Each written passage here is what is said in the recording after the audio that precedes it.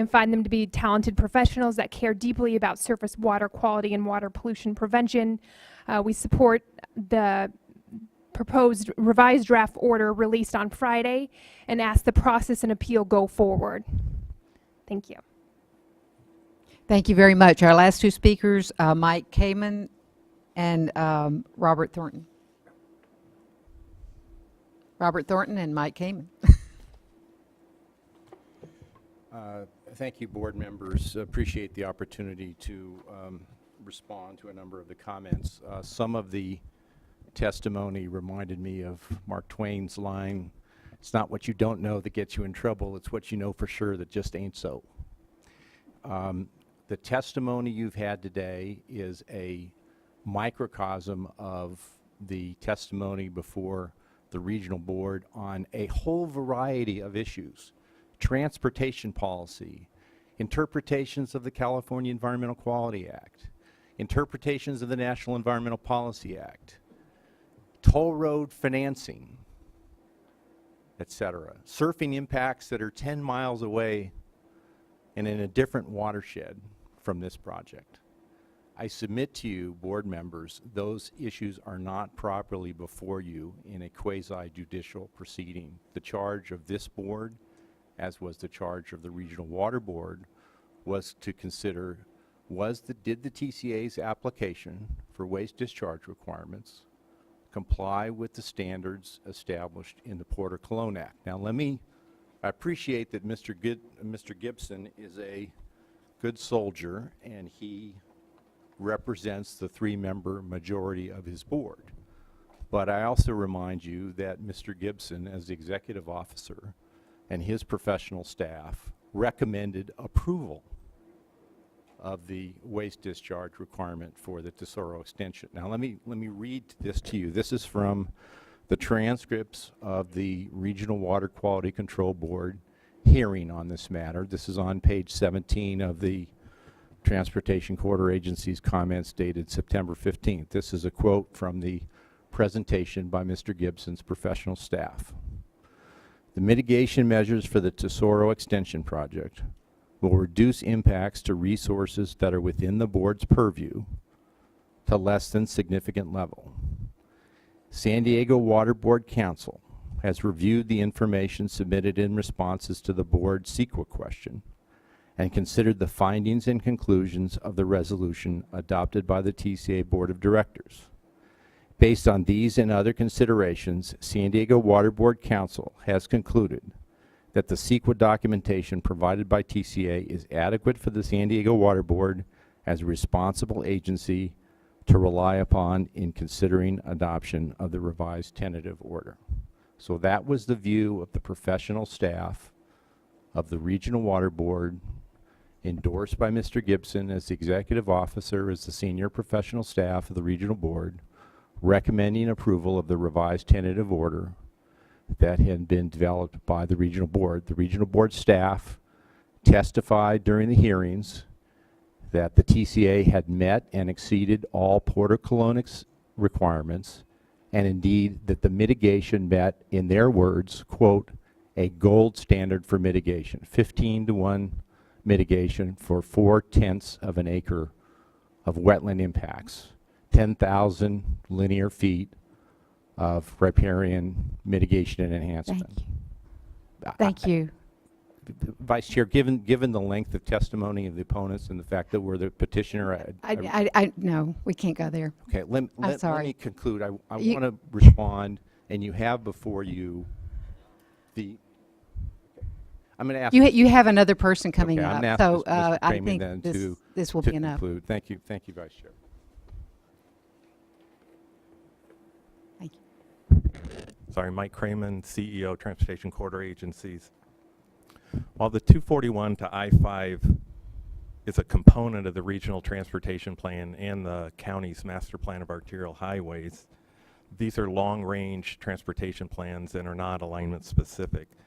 Beyond the Tesoro extension, the status of any project is uncertain as to if, how, and when. In any case, a complete NEPA and CEQA environmental review would be required, as well as complete processes for federal and state permits. The Tesoro extension is a standalone project. It has independent utility, meaning regardless of any other improvements beyond the Tesoro extension, it can function on its own, and it has a logical termini. Thank you. That concludes the speakers. Tam? I would like staff to respond to the Regional Water Board's suggestions for the changes on page 12. Phil Wiles, Assistant Chief Counsel for the State Water Board. Happy to do that. We also have had a chance to caucus not just about the changes that are proposed on page 12, but about all of their changes. So if the board would like to hear our input on everything that we've heard I'm so actually far only today. interested in page 12, but go ahead. Okay. So let me start just to sort of follow up with a housekeeping matter. There were, I believe, 3 items that were brought up and handed out to the board members, and I just want to make it clear that none of those 3 items were previously in the administrative record, and I don't recommend that the board accept them at this point. Those were a map, results of a poll, and a report from CalPERG. So absent other direction from the board members, we will not include those in the record. Thank you. I assume there's consensus on that. Yes, And- I agree. And this was a sort of a side point, but I'm afraid it might get lost in the shuffle, so I want to address it if I can. First, the Transportation Corridor Agency asked that the State Board not just remand the item to the San Diego Regional Board, but also vacate the Regional Board's decision. We actually don't think that's necessary here. There are a couple of reasons why. The first is that in this particular case, the Regional Board declined to issue waste discharge requirements, and so there is no authority at this point from the Regional Board for the project to proceed. Vacating that decision then would have essentially, it would result in no change to the status quo, and so for that reason we don't think it's necessary. We also were intentionally leaving it up to the Regional Board to determine the proper scope of its proceedings on remand, and so we recommend that we continue to do that. If they feel the need to have a hearing, they're welcome to do so. If they feel that they don't need to do that, we'll leave that to them to decide in the first instance. Before you continue, Mr. Wells, that would have been my next question to you. Given that we heard comments today that were definitely beyond the scope of the proposed order, it might be good for you to clarify and put in the record the options available, the next steps after, should the board remand this to the Regional Water Board and the Regional Water Board complies with the remand. What are the various options for the petitioner as well as other interested parties in that event? Sure, happy to do that. I'll do that now. So if the board adopts the order substantially the same way that it's drafted now, then the San Diego Regional Board would conduct a proceeding. Again, they would determine the scope of that proceeding, but the direction here, and we'll get a little bit more into the precise direction in a moment, is for the Regional Board to, at a minimum, adopt specific findings based on evidence from the record that would support its decision. Once it does so, then anybody who's not happy with that decision would then have the opportunity to file a petition for review with the State Water Board. And the State Water Board then would be in a position of determining whether or not it wants to actually review whatever those issues are that are raised. They may be similar to the issues that people have talked about today. They may be different. But at that point, we would have the opportunity to review probably the merits of the San Diego Regional Board's decision with respect to the project. And maybe that's a good segue into sort of the general response to many of the comments that we heard today. The draft order before the State Board really does not get into the merits or the demerits of the Tesoro extension or of even the longer project that would extend further south to connect to the Interstate 5 freeway. What we're really trying to do here is a couple of things. We're trying to lay out a clear distinction between the limitations that are placed on a regional board when it's acting as a responsible agency under CEQA on the one hand, and the authorities that a regional board can exercise under the Porter-Cologne Act on the other hand.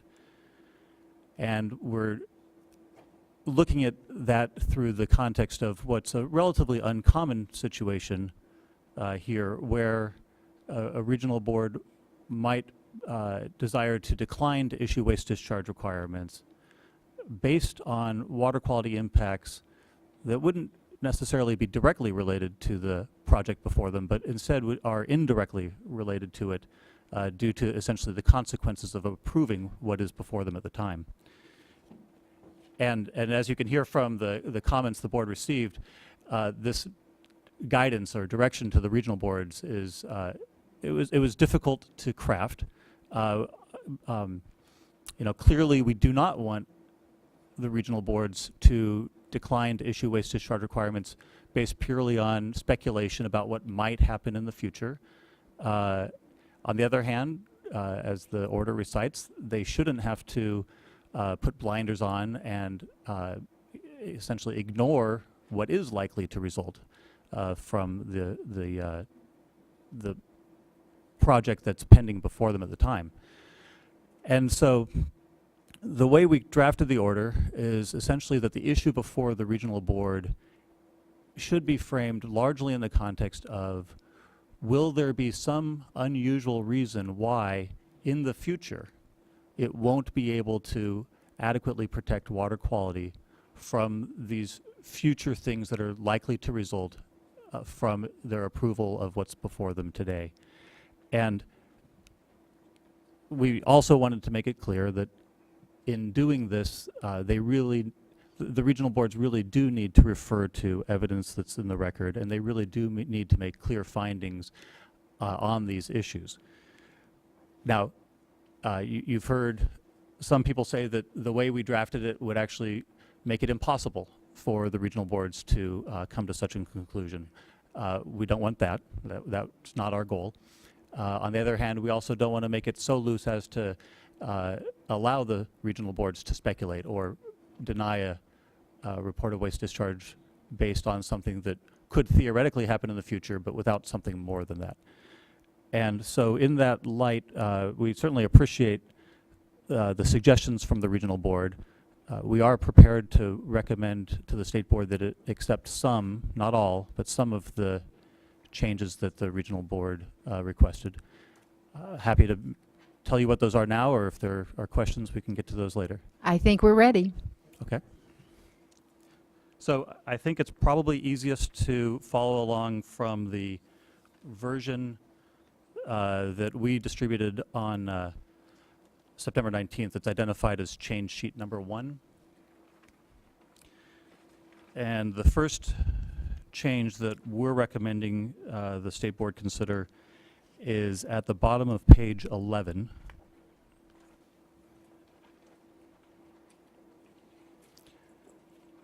And the third line from the bottom of that text is bold underline text. It starts with administrative record, comma, that all prospective alignments.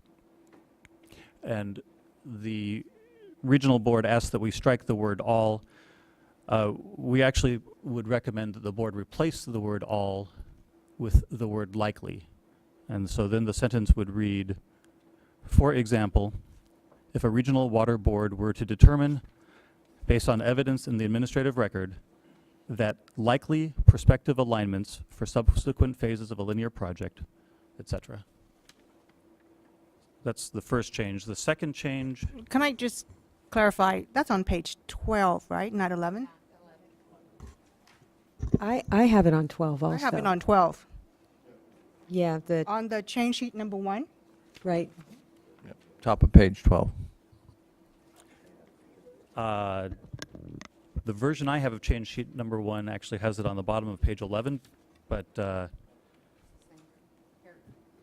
And let's be clear, it's the last paragraph before the section titled "The Need for Findings," whatever page it's on. that is Yeah. correct. It is that section. It's the in case people are having a hard time following this, it's also the second line of the inserted new sentence, for example, if a regional water board. And I apologize, I think there may be some spacing issues in terms of why we're on different pages. Yeah, and it appears the spacing issue just has to do with a Yep. different PDF that had the footnote break the page differently. So no language changes between the version Mr. Wiles is relying on and the board's looking at. The next change I'm confident is on page 12 of all versions, because it's at the very top of my page 12, and it's also in that same paragraph, new text, so bolded and underlined text, and it's actually the same sentence. The line on my version actually starts with the regional water board, so this is the third to last line of that bolded, underlined text. But I'm not going to rely on that. I'm going to read you the whole sentence, I'm afraid. Quick preview, we would be changing the word from will to may, as requested by the regional board.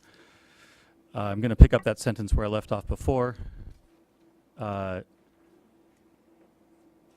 so I'm not changing anything yet. I'll let you know when I do. But prospective alignments for subsequent phases of a linear project, comma, or future projects that will result from a currently proposed project, comma, will likely lead to additional future discharges of waste or other water quality impacts from which the regional water board, and here strike the word will, insert the word may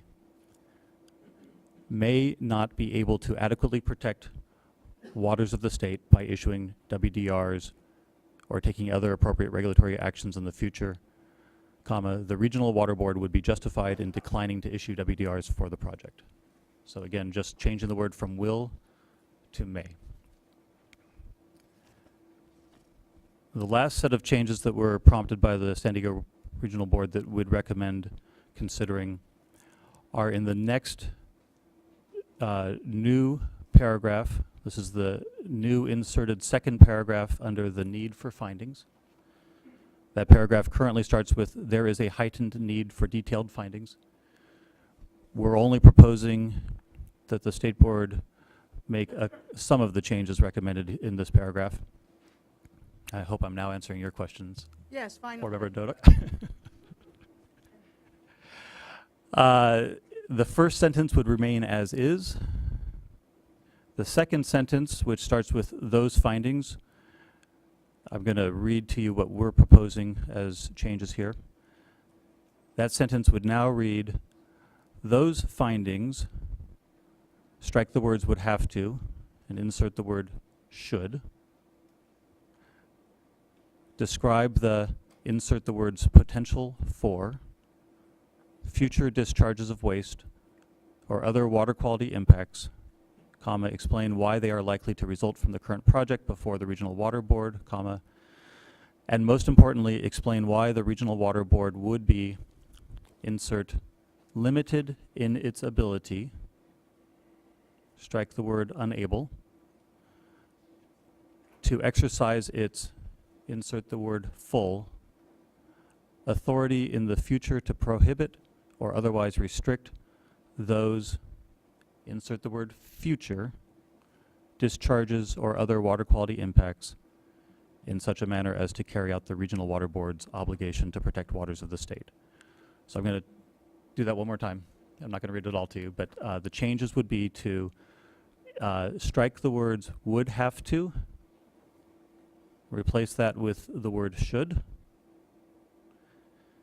Between the words describe the and future discharges, insert the words potential for, so it would read describe the potential for future discharges. Insert the words limited in its ability and strike the word unable, so that clause would read explain why the Regional Water Board would be limited in its ability to exercise. Insert the word full so that it would read exercise its full authority.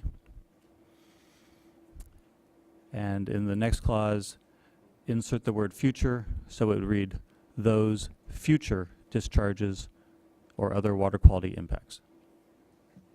Thank you. Tam? And since you're not recommending inserting the suggested footnote for that paragraph, what is your response to the Regional Water Board's concern in the event that they do not have sufficient information to make those findings? That's a great question. So the reason we're not recommending including that footnote is because as it's drafted, it's frankly, I think, a little bit too loose in terms of allowing a regional board to guess about what could happen where they don't have a complete understanding of what will happen. I believe that that concern is addressed by one of the changes that we just made, which is talking about what is likely to happen. Right. And so this is, I just want to point out, I think this is a fairly rare circumstance.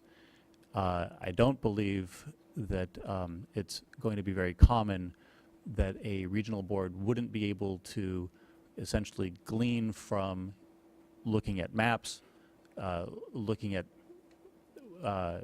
other information that could well be in the administrative record, where they really would just have no idea what's going to happen. And if that were the circumstance, then I don't think we would recommend, if they really do have no idea what's going to happen next, that they should be denying that particular project. We really are trying to sort of constrain a regional board's ability to deny something that's before them based on what possibly might happen where they really just don't know what that's going to be. Thank you. With that, I'm prepared to move this item with change sheets number 1 and with the changes just read into the record by Mr. Wiles. And Second. just for clarification, there was also the additional change that Mr. Herring had read during his presentation on page 5 to remove the extra preposition. That as well. Second. All in favor? Aye. Aye. Thank you, all of you, for keeping within your time limits. I really appreciate it.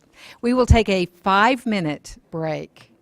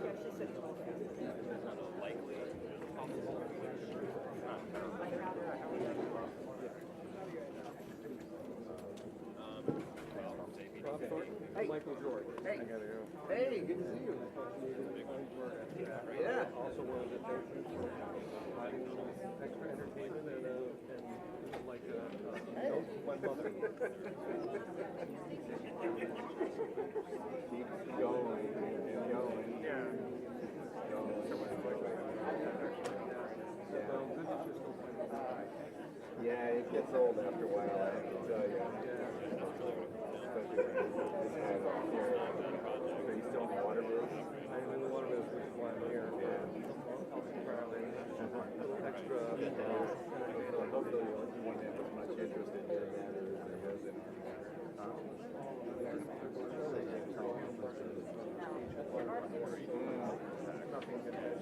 Yeah. Well, good to see you. Good seeing you. It brings back old memories.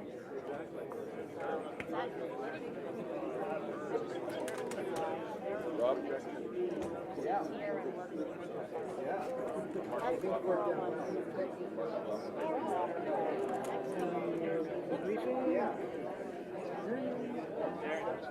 Ellie, hey, see you guys. Name the trip all I got here. Just in case. Yeah. Very smart. Excuse me. Yeah.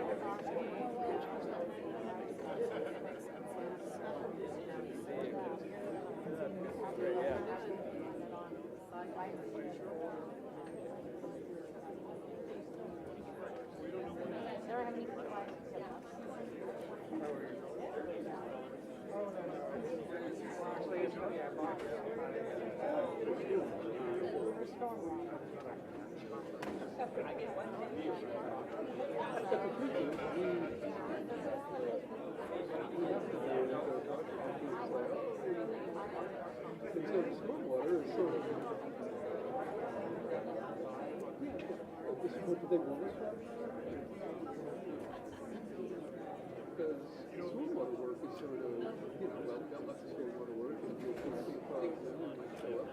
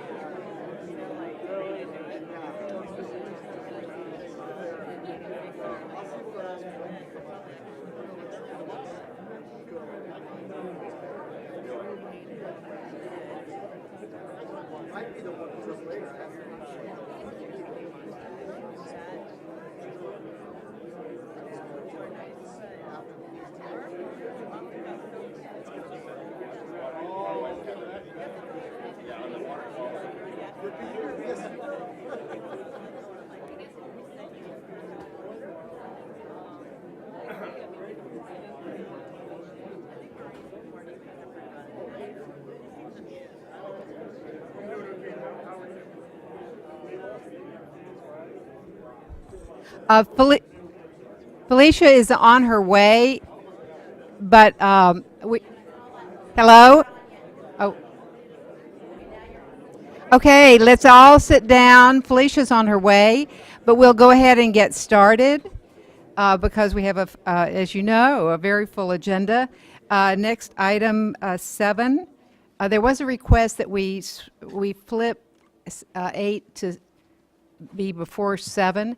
However, we have 37 cards on 8, so we will not make that change. On item 7, Mr. Howard, would you introduce the item? Yes, we have an annual process to look at our emergency fee regulations for the water right program, and this is the board's opportunity to update the fees. We have John Russell, who is in charge of the Division of Financial Assistance, leading the group, and he will introduce the people with him. Before Mr. Russell begins, I believe this is, if I remember correctly, his first time appearing before us as the Deputy Director for Division of Administrative Services. Congratulations, a well-deserved promotion, and we're glad to have you in this absolutely non-stressful, non-controversial position. And you're not allowed to quit at the end of this session. I'm sorry, John, before you begin, one more interruption. I would be remiss to not acknowledge and thank the work that your predecessor, Mr. Darren Pohemus, performed in that role while juggling other special projects for the board. So, Darren, thank you for your work as well. Good morning, Board Chair, Felicia Marcus, fellow board members. I'm David Ceccarelli with the Division of Administrative Services, and I'm here to present this agenda item that would amend the water rights and Federal Energy Regulatory Commission related water quality certification fee schedules. To give you a little history here, since fiscal year 10-11, the Water Rights Fund has been carrying a prudent fund reserve. And over the past several years, the fund reserve has been drawn down and used to offset fee increases necessary to meet budgetary expenditures. This year, we're at a point where we need to get our revenue levels in line with our budgetary expenditures. And I just want to kind of talk a little bit about our stakeholder process over the last several months. August 12th, 2014, we held the state board staff held a water rights fee stakeholder meeting. At that meeting, I presented 2 options that would maintain a positive ending balance and a prudent fund reserve. One option was no fee increase for 14-15, and then a fee increase of approximately 17% going forward in fiscal year 15-16. And the second was implement a gradual fee increase over the next 3 fiscal years, through fiscal year 14-15 through fiscal year 16-17. The majority of stakeholders, both present and those that submitted comment letters, were in favor of the first option.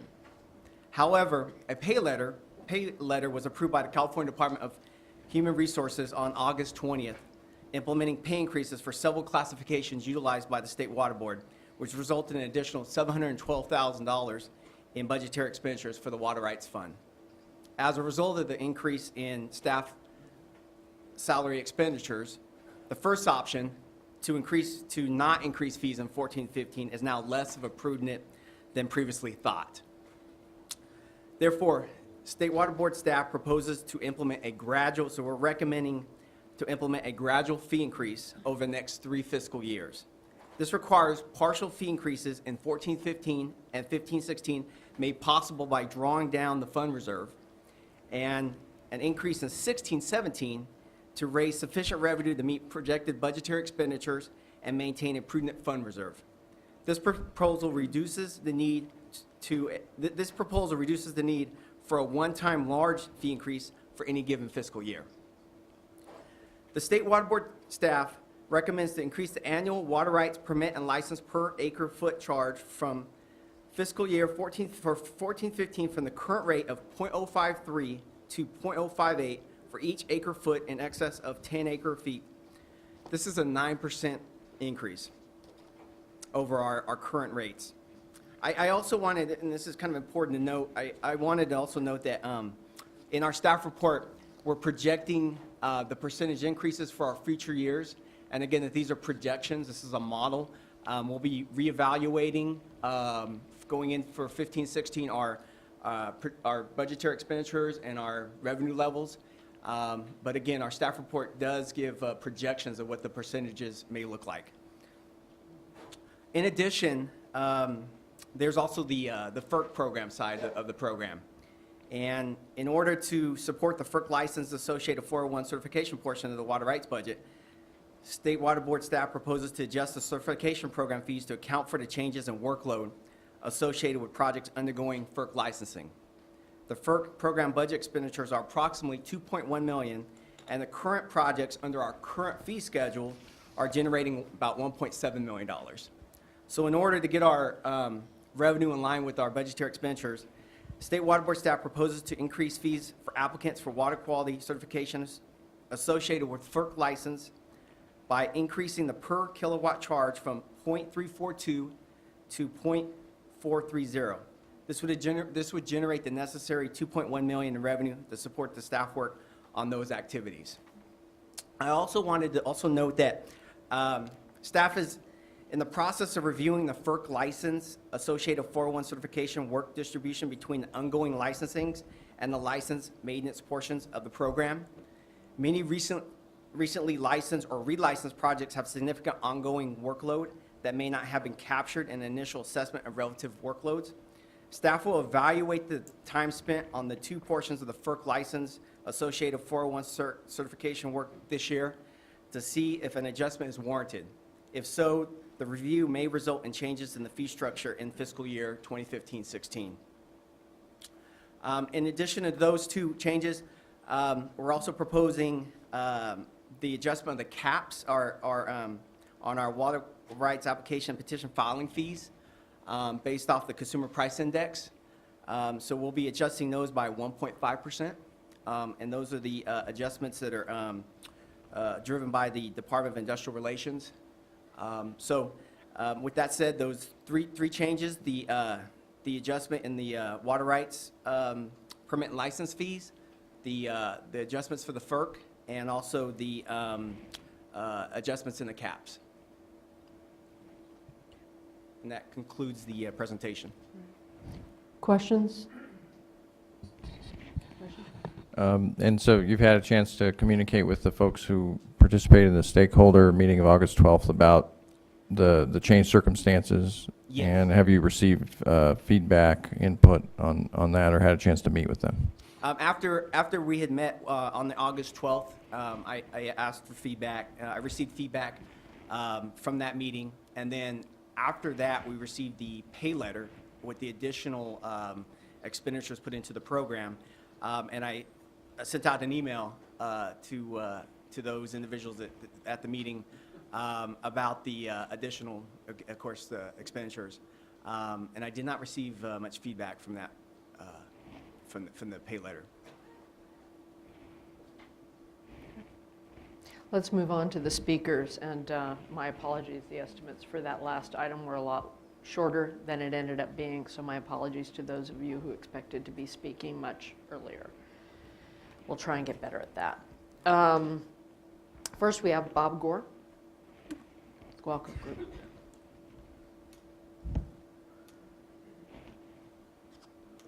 Good morning, what's left of it.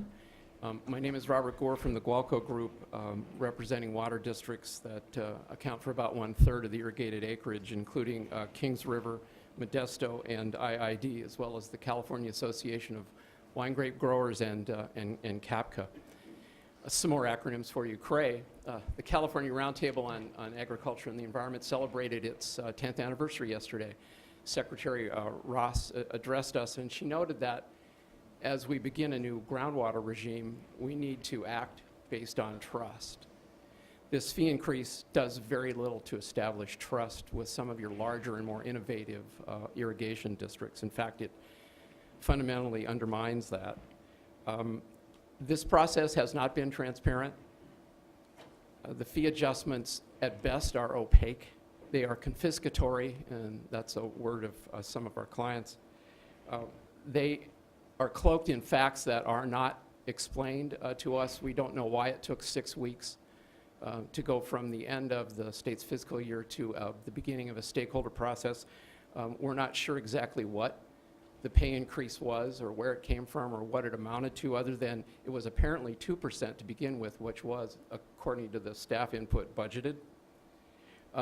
This is also a matter of time. We're in the middle of a crisis, as you well know, and we may we may want to use the stakeholder process that member Dodok's begun to address this. I think we might want to reject the staff increase and ask the stakeholder process to really look at what the factors are, establish goals, establish authorities, and restart the cost of compliance process. Along with some other folks in the agricultural community, I serve as co-chair of that, and we'd be more than willing to pitch in and start to connect program costs with accountability.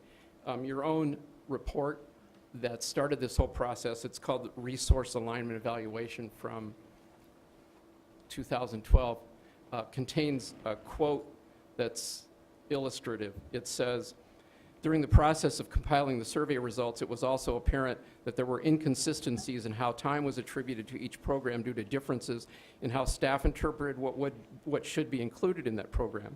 Additionally, survey accuracy was probably limited by staff's inability to recall the amount of time their subordinates worked in each program.